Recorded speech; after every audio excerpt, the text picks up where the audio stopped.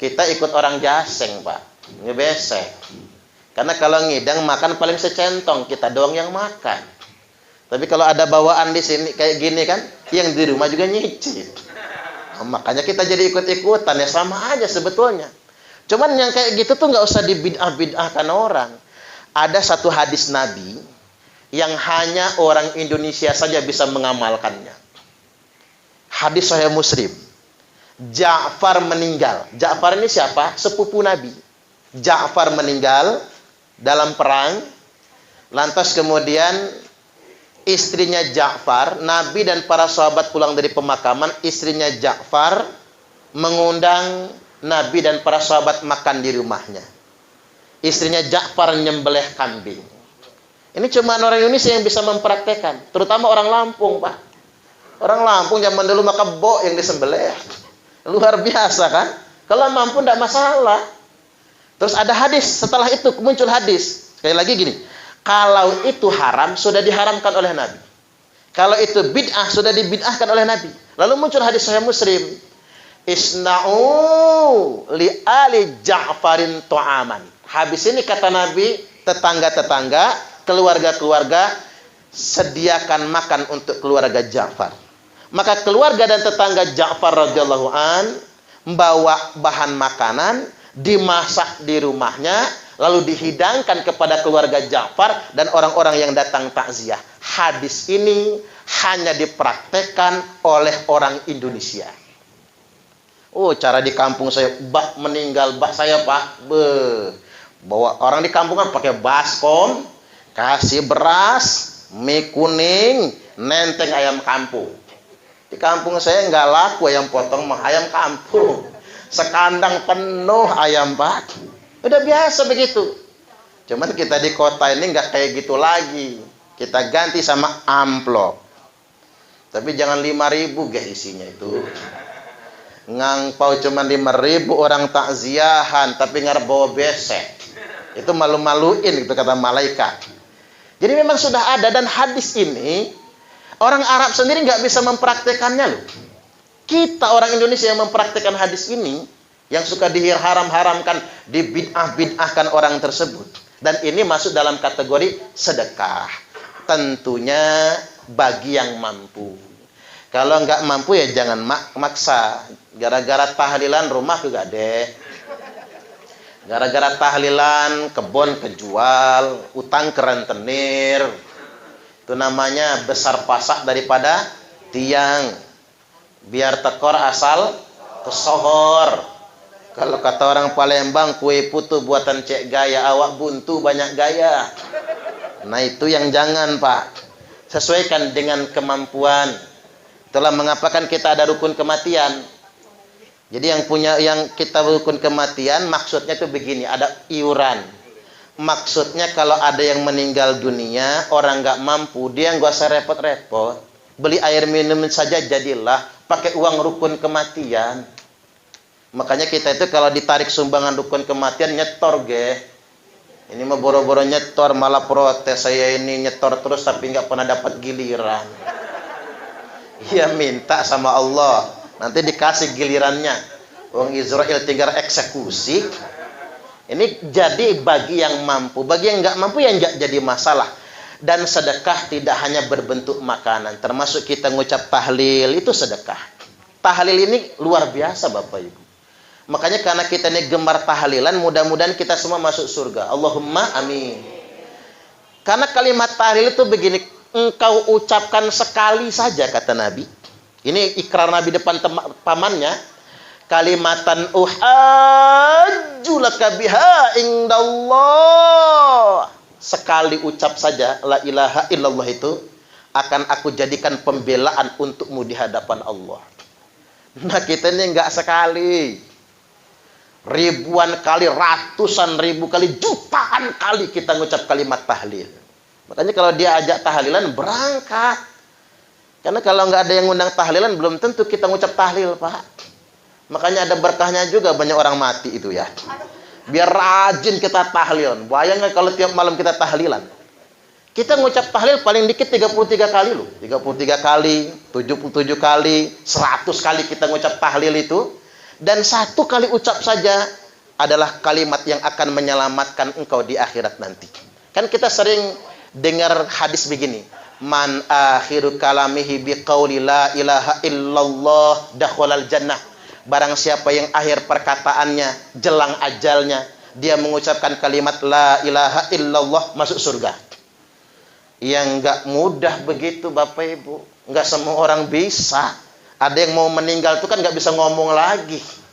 Enggak jelas dia ngucap tahlil apa enggak itu kan. Ada yang simpel lagi.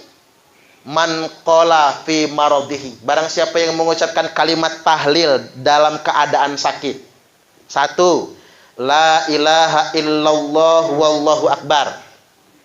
La ilaha illallah wahdahu la syarikalah. La ilaha illallah lahul mulku wa lahul hamdu. La ilaha illallah wa la haula wa la quwwata illa billah. 4 kalimat. Yang hafal alhamdulillah, yang enggak hafal nonton di YouTube nantinya. Mana sih kata Pak Ustadz itu? Atau enggak hafal kalimat panjangnya, ya la ilaha illallah saja. Man qalaha fi maradihi. Barang siapa yang mengucapkan kalimat la ilaha illallah dalam keadaan dia sedang sakit. Lagi sakit nih. Ternyata dia enggak sembuh. Sakit, meninggal dunia. Nah, lagi sakit dia mengucapkan kalimat la ilaha illallah, thumma mata, lalu dia mati. Enggak sembuh sakitnya, lam tat'amhun nar, maka dijamin dia selamanya tidak dimakan oleh api neraka. Tuh bayangkan kan? Enggak mesti akhir perkataan. Dalam keadaan sakit, itulah ajaibnya kalimat la ilaha illallah. Malam ini kita mengucap tahlil. Mudah-mudahan dengan kalimat ini kita semua masuk surga. Allahumma amin. Dan dengan hadiah kalimat ini orang tua kita, ayahanda kita, Bapak Haji Abdul Khalid Ismail Balau, mudah-mudahan dimasukkan ke dalam surganya Allah Ta'ala. Allahumma amin. Lalu kita yasinan. Kan jelas. Ustadz, ngapa sih mesti yasin yang dibacakan buat orang mati? Gini aja ngejawabnya itu, Pak. Membaca yasin buat orang mati itu bukan perintah kiai, bukan perintah ustadz, bukan perintah guru ngaji, tapi perintah Nabiullah Muhammad sallallahu alaihi wasallam. Nabi yang perintahkan, Iqra'u yasin ala mautakum. Bacakan yasin atas yang mati di antara kalian semua. Ibnu Majah 1448, Abu Daud 3121, Musnad Imam Ahmad 19427, dan disahihkan dalam kitab Sahih Ibnu Hibban oleh Al-Hafidz Ibnu Hibban. Kan jelas nih, hadisnya jelas, takhrijnya jelas, rukum hadisnya jelas, ulama yang meriwayatkannya jelas, ulama yang mensahihkannya juga jelas. Kita tinggal mengamalkan saja. Fatwanya ada, dalilnya juga ada. Jadi kalau ada orang yang membid'ahkan, dia bid'ahkan nabinya sendiri. Kalau ada orang yang mengharamkan, berarti dia mengharamkan nabinya sendiri.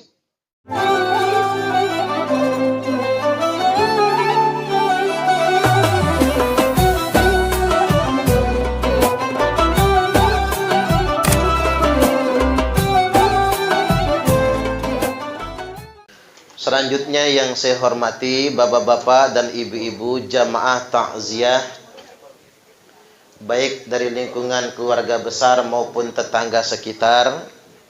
Apa kabar Bapak Ibu, sehat? Alhamdulillahirabbil alamin. Malam ini kita menyempatkan waktu untuk berdoa, membaca surah Yasin dan surat-surat yang lainnya, dan berzikir tahlil beserta zikir yang lainnya, dan menyempatkan waktu untuk mendengar tausiah. Mendengar tausiah ini pahalanya khairum min alfi raka'atin tatawu'an, lebih baik daripada sholat sunnah 1000 rakaat. Kalau kita mau praktek betul sholat sunnah 1000 rakaat, sampai gempor nggak selesai, saking banyaknya. Cuman mendengarkan ceramah malam ini pahalanya lebih baik daripada 1000 rakaat sholat sunnah. Bapak Ibu, nyambung gak nyambung dengan isi ceramahnya? Nyangkut gak nyangkut? Masuk kuping kanan, bablas kuping kiri. Gak ada yang ingat umpama ini. Tetap pahalanya lebih baik daripada sholat sunnah 1000 rakaat. Salawat serta salamnya Allah semoga senantiasa ia curahkan dan limpahkan kepada kekasih kita Nabiullah Muhammad sallallahu alaihi wasallam, yang hari ini kita sedang ada di bulan Maulid, hari bulan kelahiran Nabi, sekaligus juga bulan wafatnya Nabi. Jadi Nabi itu lahirnya Senin 12 Rabiul Awal, wafatnya juga hari Senin 12 Rabiul Awal. Nabi diwafatkan di hari kelahirannya. Besok ini hari Minggu. Bapak-bapak yang lahir hari Minggu siap-siap. Jangan-jangan matinya besok ya. Ya kan kita ini ngikut Nabi kita. Biasanya umatnya juga akan dimatikan pada hari dilahirkan. Biasanya. Saya nggak mengatakan semuanya. Karena ada juga yang dikecualikan. Lahir Senin, mati Kemis. Tapi rata-rata umat ini akan diwafatkan pada hari kelahirannya. Makanya kita biasa memuasai hari kelahiran. Sama kayak Nabi puasa hari Senin. Hadza yaumu wulidtu. Hari Senin itu hari kelahiranku, kata Nabi. Makanya dipuasai oleh Nabi. Boleh juga kita memuasai hari kelahiran kita. Banyak barokahnya, banyak rahmatnya. Bapak-bapak dan ibu-ibu rahimakumullah, malam ini saya tetap ingin mengingatkan kembali pentingnya doa kita malam ini. Beranjak dari sabda Nabi sallallahu alaihi wasallam, ad-du'a'u was-shadaqatu hadiyah. Doa dan sedekah adalah hadiah ilal mauta, yakni hadiah terbaik untuk orang mati. Jadi kalau mau ngasih hadiah buat orang mati, yang paling bagus doa dan sedekah. Kalau kijing itu buat yang hidup, Bapak Ibu. Kijing itu mau bagus kayak manapun, nggak ngaruh buat orang mati. Tapi saya ditanya orang, Ustadz, boleh nggak kuburan di kijing? Jawabnya boleh.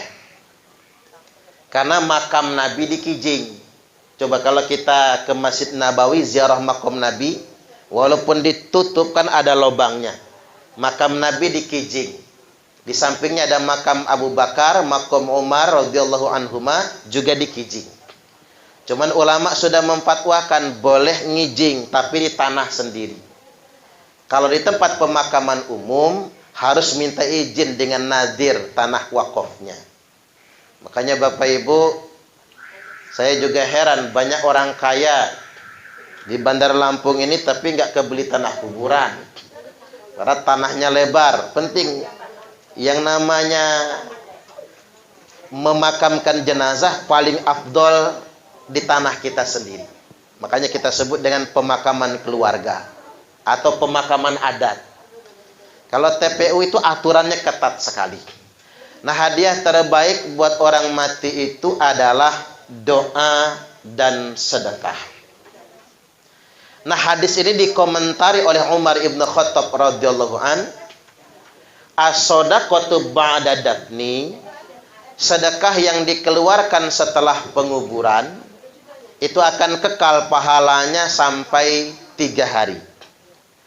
Sedekah pada hari ketiga akan kekal pahalanya sampai hari ke-7. Sedekah pada hari ke-7 akan kekal pahalanya sampai hari ke-25. Maka anjurannya habis 7 hari loncatnya ke-25, selawean atau 20. Jadi jangan 7 loncat ke-40, kelamaan. Jadi 7 ke 25, sedekah pada hari ke 25 akan kekal pahalanya sampai hari ke-40. Sedekah pada hari ke-40 akan kekal pahalanya sampai hari ke-100. Sedekah pada hari ke-100 akan kekal pahalanya sampai 1 tahun.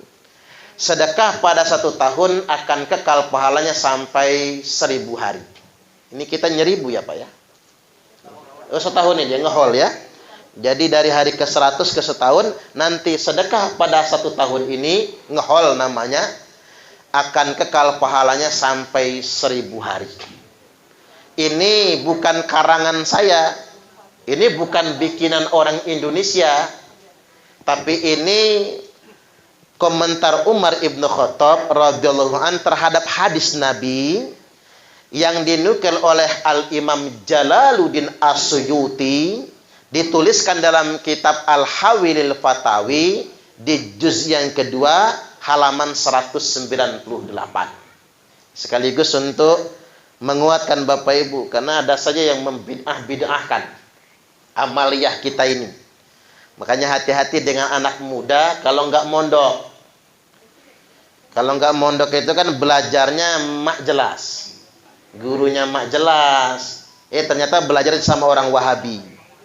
Atau belajarnya cuman lewat internet. Belajar nggak berguru itu bahaya. Kadang-kadang YouTube-nya nggak salah, Google-nya nggak salah, tapi dia yang salah nangkepnya itu. Kebetulan juga pas ngakses internet, ustadz yang dia searching ternyata orang Wahabi juga. Ini nggak bisa dipertanggungjawabkan. Ajaran Wahabi nggak cocok dengan kita Bapak Ibu. Jangankan untuk Indonesia, di Arab Saudi saja sudah dilarang sekarang. Karena mereka merasa paling benar dewe. Coba, Wahabi itu ngangkat tangan dalam berdoa saja bid'ah dia. Coba lihat yang ngaku-ngaku ahlus sunnah itu. Ngaku-ngaku salafi. Dia kalau doa nggak pernah ngangkat tangan. Kalau kita ajak ngangkat tangan, tangannya di bawah. Coba mazhab siapa yang mereka ikuti? Imam Hanafi doa ngangkat tangan. Imam Syafi'i doa ngangkat tangan. Imam Hambali doa ngangkat tangan. Imam Malik doa ngangkat tangan. Lu mazhab siapa mereka? Ngakunya salafi tapi tidak mengikuti fatwa-fatwa salafi. Jadi kalau doa tangannya di bawah, nah nggak cocok sama budaya kita. Kadang-kadang gini Pak, celana cingkrang setengah betis. Enggak. Sejak kapan ada keterangan Nabi pakai celana cingkrang? Saya juga heran ada orang sholat ke masjid pakai celana cingkrang, pakai baju kaos. Bayangkan, emang Nabi dulu kayak gitu tah? Coba direka-reka Pak. Emang Nabi dulu kayak gitu? Oke deh kalau ke masjid cumanan. Terkadang pegawai negeri sipil, ASN Pak. Saya ceramah di kantor gubernur, heran saya. Kok banyak di masjid ini orang cingkrang, pikir saya. Saya langsung ngomong sama Pak Gubernur, kalau saya jadi gubernur tak marah itu, kata saya. Itu kan bukan seragam PNS. Kok bisa-bisanya kayak gitu modelnya? Wah, ternyata dia pengikut Wahabi, pengikut Salafi. Salah dalam menafsirkan hadis-hadis Nabi. Karena belajar tidak berguru. Makanya saya sarankan belajar harus berguru. Berguru yang jelas, kalau bisa ke pesantren. Makanya anak-anak pesantren Pak yang ngaji kitab kuning itu nggak mungkin jadi Wahabi, karena lengkap ilmunya. Makanya anak-anak kita didorong masuk pesantren, ngaji salafiyah, kitabiah, kitab kuning, Arabnya gundul semua. Kita mah jangankan yang gundul, yang gondrong aja susah bacanya itu. Jadi balik lagi bahwasanya apa yang kita lakukan hari ini memang ada keterangannya. Dan mereka kan suka mengharam-haramkan makan minum misalnya Pak, besekan dan lain sebagainya itu. Jadi begini, hadis dari Aisyah Ummul Mukminin radhiyallahu anha, anna rajulan atan nabiyya sallallahu alaihi wasallam, sesungguhnya ada seorang laki-laki mendatangi Nabi. Lalu dia berkata, ya Rasulullah, wahai Rasulullah, inna ummi matat, ibuku mati. Orang Arab tuh begitu, nggak lembut bahasanya Pak, ya mati-mati semua nyebutnya orang Arab itu. Kalau kita kan banyak istilahnya, ibuku mati, walam tus, kemarin waktu mati nggak pesan apa-apa, enggak wasiat apa-apa, enggak minta apa-apa. Wa adhunnuha law takallamat tasaddaqat. Tapi aku punya pikiran ya Rasul, punya rasa-rasa seandainya ibuku bisa ngomong, mungkin dia ingin sekali sedekah. Iya juga Bapak Ibu, orang mati di kubur itu kalau masih bisa WA, japri dia. Atau bahkan komen di WA grup keluarga itu. Tolong nggih, sedekah atas nama gua. Nah, kok komen dianya? Andai kata masih bisa. Dia ingin sekali sedekah, nggak ada pilihan lain. Lalu dia bertanya, afa yang fa'uha in tasaddaqtu anha.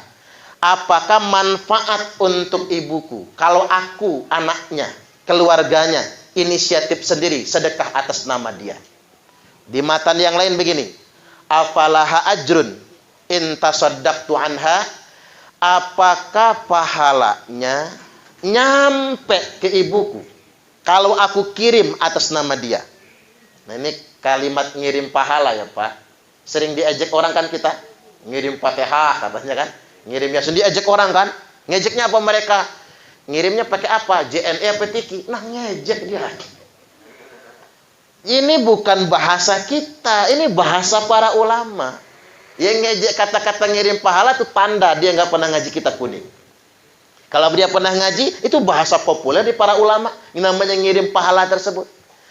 Bahkan dari hadis Nabi, apa pahalanya nyampe ya Rasul? Jawab Nabi, na'am, tasaddaq anha. Ya, sedekahlah atas nama ibu. Sahih Al-Bukhari, nomor hadis 1388. Sahih Muslim, nomor hadis 1004. Sahih muttafaqun alaih. Ini sahih kelas 1 ini. Kalau buat ayah itu ada lagi hadisnya Pak. Afa yukaffir anhu in tasaddaqtu anhu. Apakah dosa bapakku bisa dihapuskan ya Rasul? Bila aku anaknya sedekah atas nama dia. Jawab Nabi, na'am. Dosa bapakmu bisa dihapuskan. Jadi justru luar biasa apa yang kita lakukan malam ini Pak. Ada keterangan begini Bapak Ibu. Turfa'u lil mayyiti ba'da mautihi darajatuhu. Ada mayit masuk kubur itu, mungkin ini bukan ahli ibadah tapi ahli maksiat, dihajar malaikat, disiksa, siksa kubur. Makanya kita sering berdoa agar dijauhkan dari siksa kubur. Tiba-tiba mayit ini Pak bebas siksa kuburnya, berhenti siksanya. Lalu dijanjikan masuk surga. Ya kaget dong dia, tumben-tumbennya ini. Ayu Rabbi ayu syai'in hadhihi. Ya Allah, ada apa ini kata dia? Saya tadinya disiksa kok sekarang bahagia. Tadinya hina kok sekarang mulia. Tadinya dijanjikan neraka kok sekarang dijanjikan surga. Malaikat ngejawab di kubur, waladuka astaghfirulaka. Ini semua karena anakmu senantiasa memohonkan ampun atas semua dosa-dosamu. Itulah keajaiban doa. Apalagi orang tua yang jelas-jelas sudah soleh akan tambah mulia dengan doa-doa kita semua. Allahumma amin, amin ya rabbal alamin. Jadi balik lagi, sedekah itu bisa mengangkat derajat si ahli kubur. Lantas kemudian, ayu sedekati afdol ya Rasul. Apa sih sedekah yang utama? Sakyul ma, bagikan air minum. Makanya bahasa kita, enggak ketang air minum, jadilah. Lebih dari air minum apa ya Rasul? Fa'itamu to'am, hidangkan makanan. Makanya orang Lampung itu ngidang loh Pak. Orang Lampung itu ngidang aslinya. Cuman begini Bapak Ibu, kita ikut orang Jaseng Pak, ngebesek. Karena kalau ngidang makan paling secentong, kita doang yang makan. Tapi kalau ada bawaan di sini kayak gini kan, yang di rumah juga nyicip. Nah, makanya kita jadi ikut-ikutan, ya sama aja sebetulnya. Cuman yang kayak gitu tuh nggak usah dibid'ah-bid'ahkan orang. Ada satu hadis Nabi yang hanya orang Indonesia saja bisa mengamalkannya. Hadis Sahih Muslim. Ja'far meninggal. Ja'far ini siapa? Sepupu Nabi. Ja'far meninggal dalam perang. Lantas kemudian istrinya Ja'far, Nabi dan para sahabat pulang dari pemakaman, istrinya Ja'far mengundang Nabi dan para sahabat makan di rumahnya. Istrinya Ja'far nyembelih kambing. Ini cuma orang Indonesia yang bisa mempraktekkan, terutama orang Lampung, Pak. Orang Lampung zaman dulu maka kebo yang disembelih. Luar biasa kan? Kalau mampu tidak masalah. Terus ada hadis, setelah itu muncul hadis. Sekali lagi gini, kalau itu haram, sudah diharamkan oleh Nabi. Kalau itu bid'ah, sudah dibid'ahkan oleh Nabi. Lalu muncul hadis Sahih Muslim. Isna'u li ali Ja'farin ta'aman. Habis ini kata Nabi, tetangga-tetangga, keluarga-keluarga, sediakan makan untuk keluarga Ja'far. Maka keluarga dan tetangga Ja'far radhiyallahu an membawa bahan makanan, dimasak di rumahnya, lalu dihidangkan kepada keluarga Ja'far dan orang-orang yang datang takziah. Hadis ini hanya dipraktekkan oleh orang Indonesia. Oh, cara di kampung saya, bah meninggal bah saya, Pak. Bawa orang di kampung kan pakai baskom, kasih beras, mie kuning, nenteng ayam kampung. Di kampung saya nggak laku ayam potong, mah ayam kampung. Sekandang penuh ayam, Pak. Udah biasa begitu. Cuman kita di kota ini nggak kayak gitu lagi. Kita ganti sama amplop. Tapi jangan 5.000 guys isinya itu. Ngangpau cuman 5.000 orang takziahan, tapi ngarep bawa besek. Itu malu-maluin gitu kata malaikat. Jadi memang sudah ada, dan hadis ini orang Arab sendiri nggak bisa mempraktekannya loh. Kita orang Indonesia yang mempraktekkan hadis ini, yang suka diharam-haramkan, dibid'ah-bid'ahkan orang tersebut. Dan ini masuk dalam kategori sedekah. Tentunya bagi yang mampu. Kalau nggak mampu ya jangan maksa. Gara-gara tahlilan rumah juga deh. Gara-gara tahlilan kebun kejual, utang ke rentenir. Itu namanya besar pasak daripada tiang. Biar tekor asal kesohor. Kalau kata orang Palembang, kue putu buatan cek gaya, awak buntu banyak gaya. Nah itu yang jangan, Pak. Sesuaikan dengan kemampuan. Itulah mengapa kan kita ada rukun kematian. Jadi yang kita rukun kematian, maksudnya itu begini, ada iuran. Maksudnya kalau ada yang meninggal dunia, orang nggak mampu, dia nggak usah repot-repot. Beli air minum saja jadilah, pakai uang rukun kematian. Makanya kita itu kalau ditarik sumbangan rukun kematian nyetor, ge. Ini mah boro-boro nyetor, malah protes, saya ini nyetor terus tapi nggak pernah dapat giliran. Iya minta sama Allah, nanti dikasih gilirannya.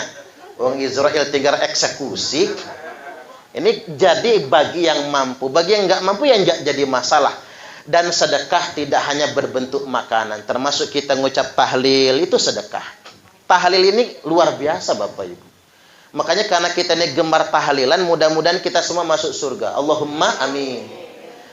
Karena kalimat tahlil itu begini, engkau ucapkan sekali saja kata Nabi. Ini ikrar Nabi depan pamannya. Kalimatan uhajju laka biha indallah. Sekali ucap saja la ilaha illallah itu akan aku jadikan pembelaan untukmu di hadapan Allah. Nah kita ini enggak sekali, ribuan kali, ratusan ribu kali, jutaan kali kita ngucap kalimat tahlil. Makanya kalau dia ajak tahlilan berangkat. Karena kalau enggak ada yang ngundang tahlilan belum tentu kita ngucap tahlil, Pak. Makanya ada berkahnya juga, banyak orang mati itu ya. Biar rajin kita tahlilan. Bayangkan kalau tiap malam kita tahlilan. Kita ngucap tahlil paling dikit 33 kali loh. 33 kali, 77 kali, 100 kali kita ngucap tahlil itu. Dan satu kali ucap saja adalah kalimat yang akan menyelamatkan engkau di akhirat nanti. Kan kita sering dengar hadis begini. Man akhiru kalamihi biqauli la ilaha illallah dakhalal jannah. Barang siapa yang akhir perkataannya jelang ajalnya dia mengucapkan kalimat la ilaha illallah, masuk surga. Yang enggak mudah begitu Bapak Ibu. Enggak semua orang bisa. Ada yang mau meninggal itu kan enggak bisa ngomong lagi. Enggak jelas dia ngucap tahlil apa enggak itu kan. Ada yang simple lagi. Man qala fi maradihi. Barang siapa yang mengucapkan kalimat tahlil dalam keadaan sakit. 1. La ilaha illallah wallahu akbar. La ilaha illallah wahdahu la syarikalah. La ilaha illallah lahul mulku wa lahul hamdu. La ilaha illallah wa la haula wa la quwwata illa billah. 4 kalimat. Yang hafal alhamdulillah, yang enggak hafal nonton di YouTube nantinya. Mana sih kata Pak Ustadz itu? Atau enggak hafal kalimat panjangnya, ya la ilaha illallah saja. Man qalaha fi maradihi. Barang siapa yang mengucapkan kalimat la ilaha illallah dalam keadaan dia sedang sakit. Lagi sakit nih. Ternyata dia enggak sembuh. Sakit, meninggal dunia. Nah, lagi sakit dia mengucapkan kalimat la ilaha illallah, thumma mata, lalu dia mati. Enggak sembuh sakitnya, lam tat'amhun nar, maka dijamin dia selamanya tidak dimakan oleh api neraka. Tuh bayangkan kan? Enggak mesti akhir perkataan, dalam keadaan sakit. Itulah ajaibnya kalimat la ilaha illallah. Malam ini kita mengucap tahlil. Mudah-mudahan dengan kalimat ini kita semua masuk surga. Allahumma amin. Dan dengan hadiah kalimat ini orang tua kita, ayahanda kita, Bapak Haji Abdul Khalid Ismail Balau, mudah-mudahan dimasukkan ke dalam surganya Allah Ta'ala. Allahumma amin. Lalu kita yasinan. Kan jelas. Ustadz, ngapa sih mesti yasin yang dibacakan buat orang mati? Gini aja ngejawabnya itu, Pak. Baca yasin buat orang mati itu bukan perintah kiai, bukan perintah ustadz, bukan perintah guru ngaji, tapi perintah Nabiullah Muhammad sallallahu alaihi wasallam. Nabi yang perintahkan, iqra'u yasin ala mautakum. Bacakan yasin atas yang mati di antara kalian semua. Ibnu Majah 1448, Abu Daud 3121, Musnad Imam Ahmad 19427, dan disahihkan dalam kitab Sahih Ibnu Hibban oleh Al-Hafidh Ibnu Hibban. Kan jelas, hadisnya jelas, takhrijnya jelas, rukum hadisnya jelas, ulama yang meriwayatkannya jelas, ulama yang mensahihkannya juga jelas. Kita tinggal mengamalkan saja. Fatwanya ada, dalilnya juga ada. Jadi kalau ada orang yang membid'ahkan, dia bid'ahkan nabinya sendiri. Kalau ada orang yang mengharamkan, berarti dia mengharamkan nabinya sendiri. Makanya pokoknya beginilah. Yang namanya orang Lampung ya Pak. Dari asalnya, dari mulai kerajaan-kerajaan di Lampung belum Islam, sampai Islam semua, ahlu sunnah wal jamaah semua. Makanya kalau ada orang Lampung jadi Wahabi itu udah menyempal itu. Enggak sesuai dengan akidah ahlu sunnah wal jamaah di kerajaan-kerajaan Lampung. Jadi begini Bapak Ibu rahimakumullah. Berislam itu jangan kaku-kaku amat. Jangan kaku-kaku amat. Karena kata Nabi, masuk surga itu nggak ribet kok. Imatatul adza anitorik. Ngebuang duri di jalan. Ada pohon roboh kita singkirkan. Ada batu di tengah jalan kita geserkan. Dengan itu saja engkau bisa masuk surga. Enggak ketang kita masuk toilet, ada bongkahan emas. Ya kalau emas beneran bawa pulang. Masalahnya bekasan orang. Logikanya kalau masuk toilet ada bongkahan emas, kita keluar lagi kan? Pindah ke toilet yang sebelahnya. Tapi dia enggak. Begitu masuk ke toilet ada bongkahan emas, dengan ikhlas dia siram. Boleh jadi karena itu dia bisa masuk surga. Kan simple. Kalau yang kaku-kaku apalagi yang radikal itu jangan Pak. Nabi sudah sampaikan. Apa kata Nabi? Awas nanti di akhir zaman jangan tertipu. Yakhruju qaumun min ummati. Akan datang sekelompok orang di tengah-tengah umatku. Yaqra'unal Qur'an. Mereka semua fasih-fasih membaca Quran. Laisa qira'atukum ila qira'atihim bisyai', di mana bacaan Quran kalian tidak ada apa-apanya dibandingkan dengan bacaan Quran mereka. Wala salatukum ila salatihim bisyai', Salat kalian tidak ada apa-apanya dibandingkan dengan salat mereka. Wala siyamukum ila siyamihim bisyai'. Puasa kalian tidak ada apa-apanya dibandingkan dengan puasa mereka. Yahkiru ahadukum amalahu min amalihim. Bahkan kalian minder kalau membandingkan amalnya dengan amal mereka semua. Tapi jangan pernah tertipu, kata Nabi. Fa idza kharaju faqtuluhum. Kalau kelompok itu sudah keluar, perangi mereka semua. Fatuba liman qatalahum. Beruntunglah yang berani memerangi mereka semua. Nah, Nabi ditanya, ngapa diperangi ya Rasul? Satu, karena dia suka mengkafir-kafirkan orang lain. Jadi jangan ikut aliran yang sedikit-dikit kafir, dikit-dikit bid'ah gitu, jangan ikut. Yang kedua, mereka menghalalkan darah sesama saudaranya sendiri.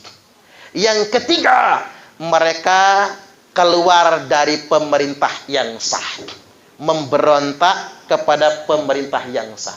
Islamnya luar biasa. Bacaan Quran kita kalah, sholat kita kalah, puasa kita kalah. Tapi mereka justru, kata Nabi, kilabunar.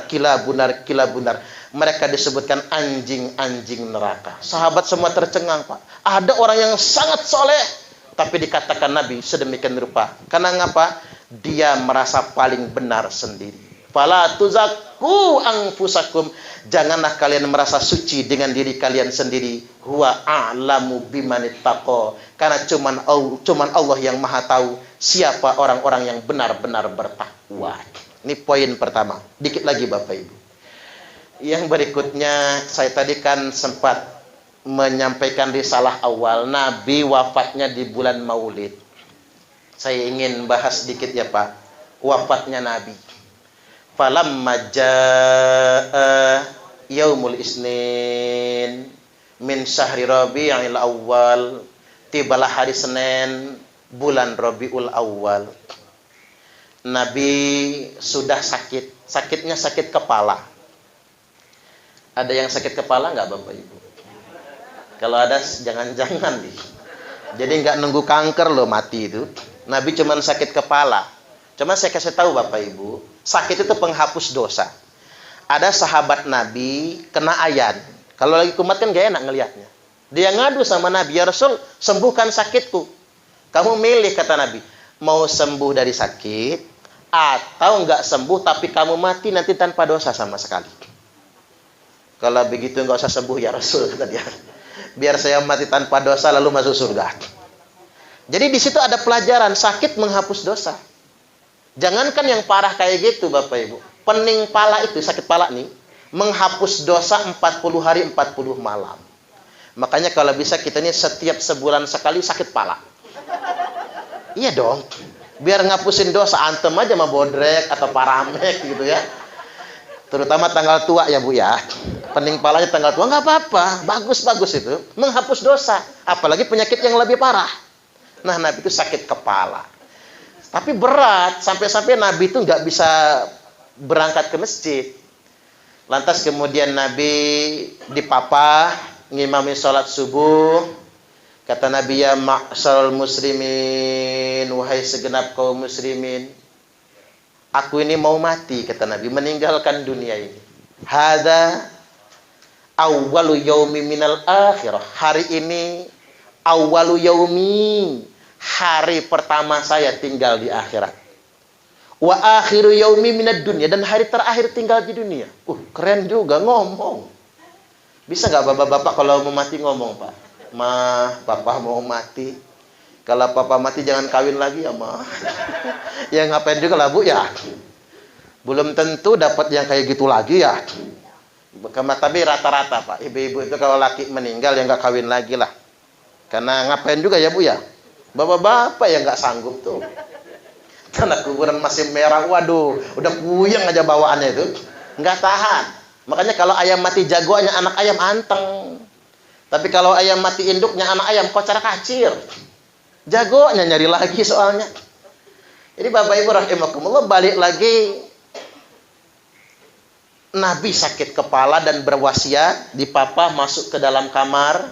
Sampai di kamar datang tamu. Assalamualaikum ayyuhan nabi. Wa ya ahla baitin nubuwah, maunya penghuni rumah Nabi. Kata Fatimah, bapakku sakit, nggak bisa nyambut tamu. Sampai 3 kali datang, bolak-balik, bapakku sakit, kan udah omong nggak bisa nyambut tamu. Kata Nabi, ya Fatimah, man alal bab. Wahai Fatimah, depan pintu rumah kita siapa? Kata Fatimah, laki-laki ya Rasulullah, rajulun Arabi, Baduy. Kalau orang Sunda itu ada istilah Sunda Baduy ya, Pak. Arab Baduy, Arab gunung. Orangnya sih sopan, kata Fatimah. Cuman seram. Apanya yang seram? Waktu beradu pandang, begidik jantungku, berdiri bulu kuduku terasa copot semua persendian tulang berulang. Jadi ciri malaikat Israel, Bapak Ibu, matanya nggak pernah berkedip. Kalau ada orang yang mau mati, dipelototi dalam 1 hari 40 kali. Ada nggak yang sudah merasa dipelototin, Bapak Ibu? Ya siapa sih kalau ada. Itu ciri Israel itu. Kalau nggak ngedip, nah itu bukan preman tuh. Ini Israel nih. Sudah nyamar dia. Kata Nabi, atadruna man huwa ya Fatimah, kamu tahu siapa dia? La ya Abah. Nah, kalau kamu pengen tahu siapa dia, kamu tahu siapa dia, itulah Israel sang pencabut nyawa. Nyempering Fatimah. Israel, kata Nabi, masuk. Masuk Israel. Assalamualaikum ayyuhan Nabi. Alaikassalam ya Israel. Kata Israel, kata Nabi, Israel, kamu datang ke sini mau nyabut nyawa saya atau cuman bertamu? Jawab Israel, saya datang ke sini Muhammad ingin bertamu. Sekaligus ingin mencabut nyawamu. Kalau boleh, kalau nggak boleh saya pulang lagi. Keren juga ya. Kalau saya ditanya begitu, tak suruh pulang beneran dia. Kata Nabi, mana? Jibril. Turun Jibril. Ngobrol-ngobrol sama Jibril. Selesai ngobrol-ngobrol, singkat cerita, Israel, kata Nabi, cabutlah nyawaku. Maka dicabut nyawa Nabi pelan-pelan, Bapak Ibu, tarik dari kepala ubun-ubun. Yang pertama kali mati telapak kaki. Makanya ilmu buat kita, kalau telapak kaki melengkung, mau mati. Paling lama umurnya 3 hari lagi mati. Coba periksa telapak kaki masing-masing. Kalau melengkung 3 hari lagi. Itu ilmunya. Orang kan mau mati ini kan ilmu orang tua, Bapak Ibu, orang tua mau paham semua itu. Kan tulang belakang lepek. Kalau terlentang di lantai itu ratanya tuh sama lantai. Nah, duduk aja mesti cari senderan. Coba lihat yang nyender-nyender, Pak. Yang di tiang. Kayaknya kalau udah miring banget siap-siap tuh. Tapi kalau masih bisa tegak lagi, panjang umur. Karena orang kalau sudah mau mati juga rezeki dicabut. Minum itu nggak ada rasa segar, Bapak Ibu. Walaupun setekok minum, itu udah mau mati. Minum kok nggak segar-segar ya. Kemudian makan tuh nggak berasa. Sampah nggak ada rasanya. Nah, gimana Bapak Ibu? Masih ada rasa nggak kue sama air itu? Ngerokok juga itu nggak ada asapnya. Asapnya ada tapi nggak ngebul dia. Asapnya anteng ke bawah. Makanya kalau lagi ngudut lihat asapnya itu. Kalau asapnya masih ngebul, panjang umur berarti. Tapi kalau sudah males asapnya, nah jangan-jangan benar ini. Israel sudah ngintip-ngintip kan begitu. Karena rezeki sudah dicabut. Jadi tarik lagi nyawa Nabi sampai di lutut, ngurut begitu. Sampai di pinggang, sampai di pusar, sampai Nabi kan pas di pusar ngeluh Nabi. Gimana dahsyatnya rasa sakaratul maut, sampai Jibril pun berpaling. Ma'asyadda muraratul maut, kan begitu.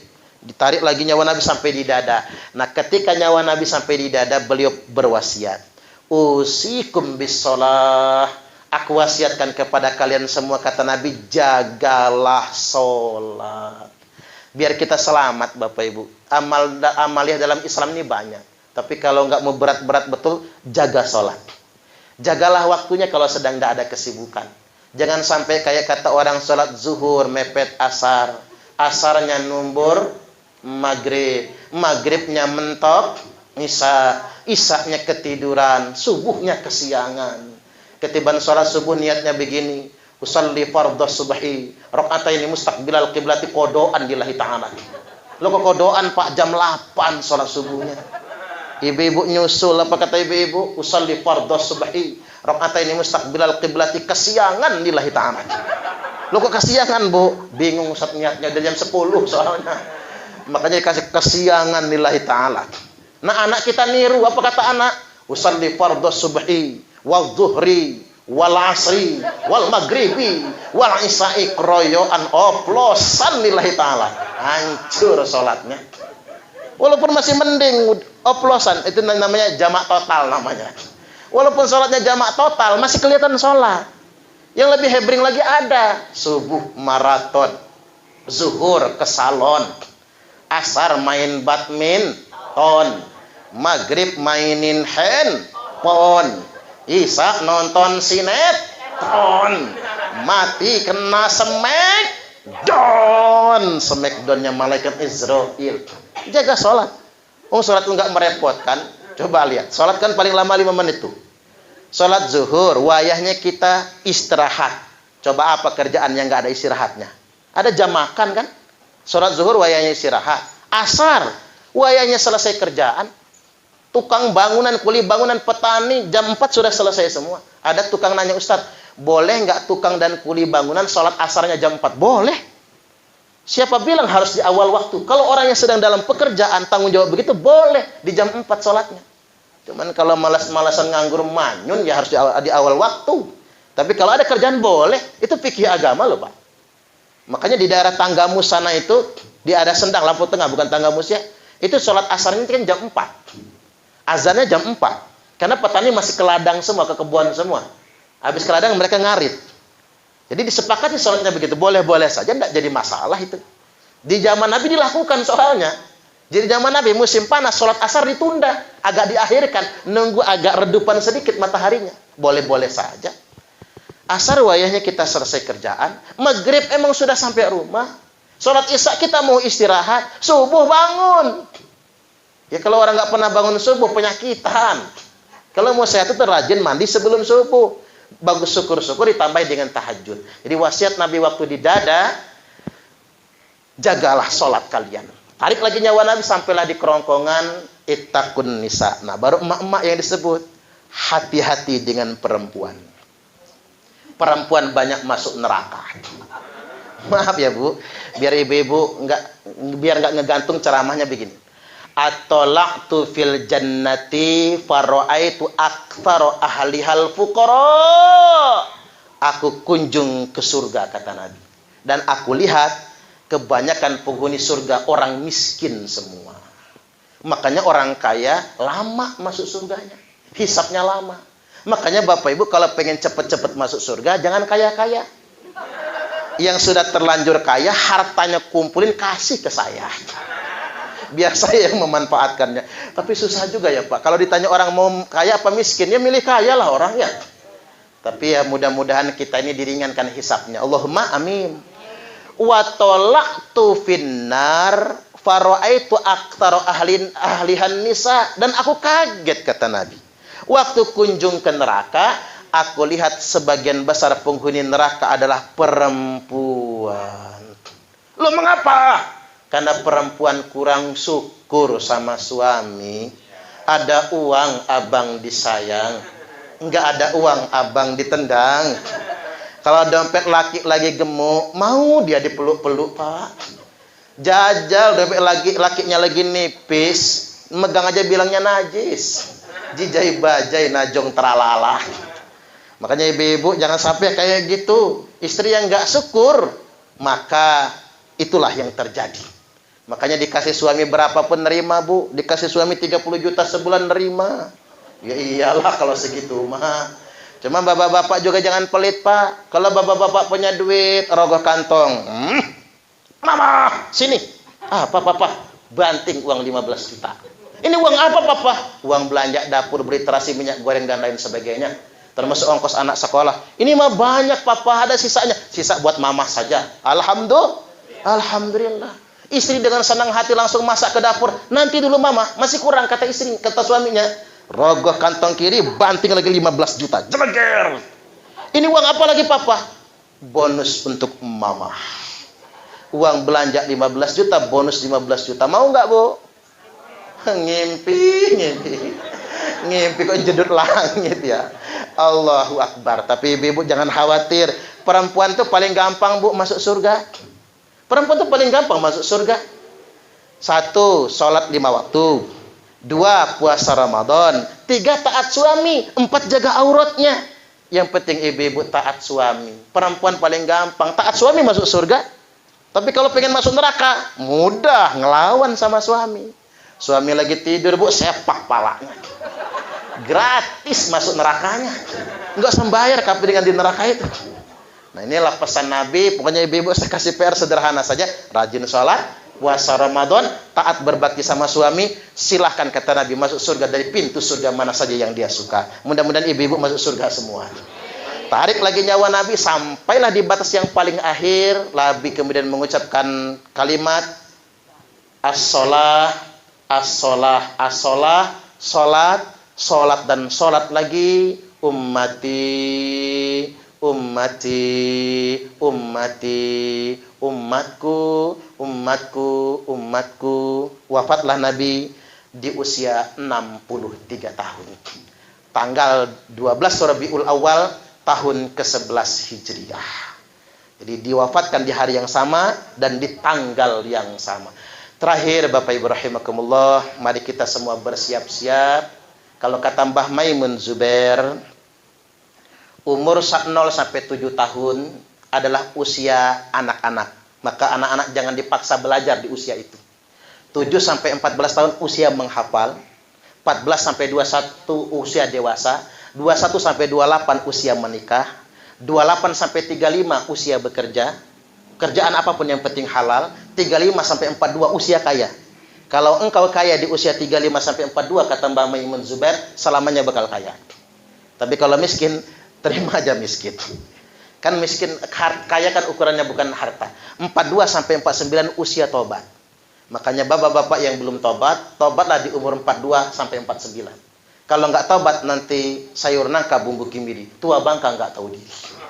Atau tua-tua keladi makin tua makin menjadi. 49 sampai 56 usia matang. Paling matang manusia, Pak. Makanya jadi presiden, jadi gubernur, jadi wali kota, jadi apapun, paling bagus usia 49 sampai 56. 56 sampai 63 ajal. Silahkan survei.